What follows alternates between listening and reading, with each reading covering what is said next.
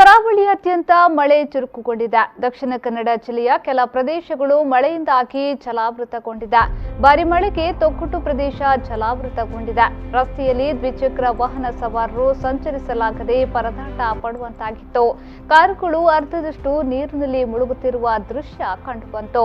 ಇನ್ನು ಫ್ಲೈಓವರ್ ನಡಿಯಲ್ಲಿ ನೀರು ನಿಂತು ತುಂಬಿ ತುಳುಕುತ್ತಿರುವ ದೃಶ್ಯವೂ ಕಂಡುಬಂತು. ಇಂದು ಬೆಳಿಗ್ಗೆ ಸುರಿದ ಭಾರಿ ಮಳೆಗೆ ಕನ್ಯಾನ ಕೆಳಗಿನ ಪೇಟೆಯಲ್ಲಿ ರಸ್ತೆ ಸಂಪೂರ್ಣವಾಗಿ ಜಲಾವೃತವಾಗಿದೆ.